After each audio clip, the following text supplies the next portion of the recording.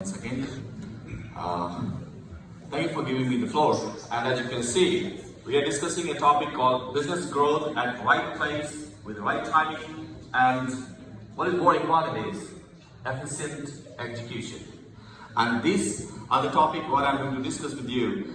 Why India? Why Ukraine? What are the areas? Why we have to cooperate? Where we have to cooperate? How we can cooperate? And what will be the output of it, right? So you see, why India? In business term, when you are watching, business is moving with two words. One is demand, another one is supply. You cannot make equilibrium in the market until you supply whatever is demanded. As you know, market supply and market demand should go together one to one, and that's the way how we make business. Why India? Let's do a short kind of information I'd like to share with you, as all of you probably know about it, that India has the second largest population in the world with 1.35 billion people that are living in India. What is next? The highest, youngest generation in the world, they are living in India. What next? The highest English speakers after USA, they live in India. What more? You can see. The third point, third point you can have a look. In this year 2019, before, India used to be the fastest growing economy in the world. But due to the policy changes, India became now the second fastest growing economy in the world, behind China. And you can see the difference is 0.1%. So the prediction says that the Chinese growth is going to be slowed down. And again, Indian growth will be accelerated, and they will be the highest growing economy in the world. What next? You can see India has the largest higher education system in the term of number of institutions, and the second largest in the terms of number of students in the world. And what more, you can see here that India has the fastest growing middle class in the world, about 35 million households, with the capacity which is increasing up to $25,000 per annum. So these figures says itself that in coming next 5 to 10 years, middle class will be at the highest point with the high income generating society. And because you have consumers, so when you have consumers, the demand of the consumption will be increased in every sector. Why not education? And I will give you a feeling the information how education can create a generation for economics. And economic development theory can work here with education and the regional cooperation. Let's move further. Why India? India has over 550 million people below the age of 25 years. Imagine the next acceleration for the economic development for next 20 years. No competition in the world. Our 22% of the 1.35 billion people is between the age of 0 to 14. What it means? The tertiary education system is increasing, and the burden of providing institutions to the government is high, which is not going to be fulfilled by the government of India or by the institutions which is already existing in the country. So what will happen? The youngest generation who is seeking higher education, they will be going out of the country. Where? Somewhere. If Ternopil is ready, thousands of students can join. If Ukraine is ready, thousands of students can join to Ukraine as well and around the world. So this is the second figure. It means the number of people in India needing primary and secondary education alone exceeds the entire population of USA. These are the statistics, what I saw. Income factor is also working there together. So you can see 2012 and 2022. The income is huge differences. You can see 2.5 million to 7 million, 4 million to 19 million, 34 million to 81 million. And again, the expected spend on higher education, especially if you count the institution which is providing the education itself, is high. From public to private. And public funding, where it was 2012, 7 billion, now you have estimated about 50 billion. Private, 13 billion to 50 billion. And total you can see here up to 65 billion, which is expected by 2022. So itself the market size is showing, the consumption size is showing, and the needs of the people is showing how it's increasing. Now, when you organize such kind of conferences or you address the needs of the society, what you need to have actually, you need to address these four things. One is growing demands that drives the income and the access of the demands in the electronic side, in the education side, in the finance side, in the law side. Any sectors when you count, it should be addressed. What is upward or this is opportunities in the sectors which is coming like washing machines, TV, electronic devices, computer desk. Can you imagine? Out of 1.35 billion people, still 65% of the population, they don't know how to use computer properly. So it's a huge market to invest and access that market to fit them. What next? Policy support. Imagine, government needs to bring the new policies because demands in the market is increasing. Similar things you are watching in Ukraine. But the demands is increasing for more human rights, freedom, economic development, mobility, movement, and all this together. And you have the new government, you have new parliamentaries, and they are seeking for new policies to fit you with your needs. What is the next? Increasing investment. The consumption quality section in the India, it is increasing, and now we are the third highest investors receiving in India because we have changed the policies by making Make in India, Clean India, Digital India. These are the programs which has been launched by the government, and they are initiating by giving more and more facilities to investors to come to India. In the similar way, Indian companies, they go abroad to invest, and that things are happening together. And in that sense, Ternopil can be one of the favorable region, because this is a small region which is more connected with the civic nodes which is going to be created, and you can watch it for the future plan to improve your business activities. Now, indicators for the business. You can see here a few variables which shows foreign direct investment policies, legal laws, so the legal sectors. What more, you have the cost efficiency, labor market, currency exchange, still you are the lower seriousness. So, what's it? We planned last year for this conference, and the seriousness shows we are sitting here today. So we executed the plan in an efficient way. That kind of seriousness can show you also the improving your business activities. Institutional variable, you can see there are still somewhere the corruption issues, rule of law, agencies for FDIs, cultural differences, language differences. These are still existing. And I heard from since yesterday even you are experiencing with my delegates different cultural aspects. So sometimes it happens that the people in cultural way, you talk something, then you understand. Sometimes you make deal by handshaking. Sometimes you make deal by having lunch together, and deals are done.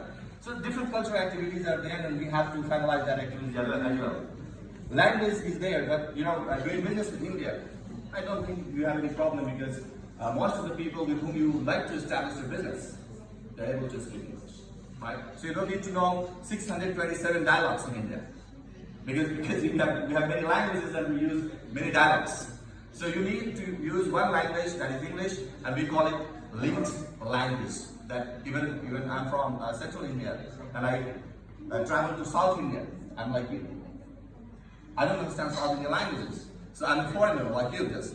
So if I want to communicate with North Indians to South Indians, you need to have just one language you call linked language and English. Yep.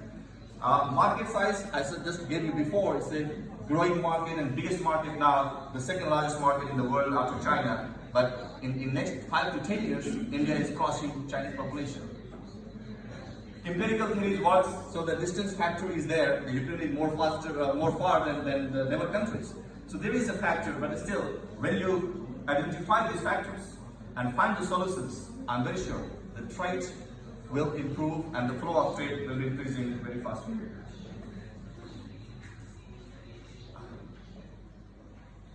What happened?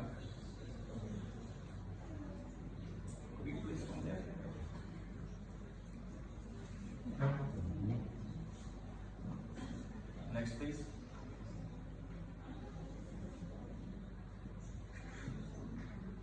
Yeah. Watch out. You understand the market, you understand the needs, you understand the policies, you understand the derivatives which is working in the market and the needs of the factors we realize. Then, We came as a platform, with a platform, by creating Indo-European Education Foundation, and I'd like to introduce you how it's working to provide these solutions. We believe in three words: reform, perform, and transform. These are the words, the main key word of the foundation, what we are doing. So you can see here, we believe in reform, perform, and transform. We have created this foundation as a legal center in Poland in 2013. Then after that, we move on. We started another center in India in 2015, which has been inaugurated, then Justice Achaldattu. And as recently, we have started our another branch in Poland itself, that is in Nysa. So we have two branches in Poland. And recently, we have started at your university here at TNTU. So this is the Indo-European Center. And we are on the way to also process it at Patna University. So I welcome Vice Chancellor here. So Vice Chancellor is here from Patna University. And they will be your partner. They will be supporting entire activities, projects, what we are going to execute for India itself. Academia industry interlink, I mentioned in my opening speech. This is very important. Without research, you cannot understand the needs of today's society. And when you understand the needs of society, you have to feed up with the needs and their supplement. And that combines together education, research, and industry. Why here, the Indo-European Center actually in Ternopil? And why academic industrial linkage? You can see here, academic institutions and industries can address global challenges. But mostly, I have seen in Poland and in many European countries that when students, they come to the universities they think we are a big brand. We have background of history, and that history is asking students to join us. It's not anymore. It's not anymore. It used to be the faculty-centric or institutional-centric education system. Now that system has been changed, and now we have student-centric. We need to understand the needs of the students, what they're looking for. They're not seeking to get a certificate from an institution and go to the industries, find a work, and industries are saying, you don't have experience, we don't want you to be hired, right? So there's supposed to be a linkage between the students and the industry during the study period of the students that led them to be complete. Once they complete the degree, they are eligible to get job with the trainings and just to be hired by industry. Such kind of things supposed to be together performed. Yeah. All right, we are coming here. Ready? So education increase capabilities of individuals, assets, and transform them for well-being and well-doing. This is the education format what we can see. Also, we believe in developing countries, most of the developing countries, if you want to have better life, you need to get better education. So make education as a tool to link you to develop your academic ties. What more? India, Europe, what we can do? You see, there is lack of financial institutions, lack of research centers, lack of universities which can share the knowledge with other institutions as well. There is lack of, again, a center which can provide a platform for academicians and the business together. Because until now, what I have experienced with the universities in Ukraine, we understand whenever you talk about the students, it's about recruitment. If you want to get a student from India, it's a recruitment. It's not. It's not. If you are looking for students from India, it's your investment. You are receiving a foreign capital directly, which is coming from different countries to your country. And in 3 years' time, if you are counting how much capital comes to your country, it simply give you an impact how economy can grow. We have checked it with Poland. 4 years ago, total Indian students were studying in Poland was 227. Imagine. I like to quote it. Sorry, I'll just explain 2 minutes. It was a fantastic example to be mentioned here. Imagine, 4 years ago, 2015, 2014, it was the data. 227 Indian students were studying in entire Poland. And today, if you will check the data, you will find 5,500 plus students are in Poland studying now from India itself. So 4 years time, thousands of students have been increased, 5,000 students. That is the source of platform what you are providing in your European Education Foundation. So realize the capacity, Find the tools and execute a plan with the successful. Why I mention you? Universities. These are the data I probably share with you. The numbers of universities you can see here, 11,923 universities are in India. Here you have another one that you can see the schools.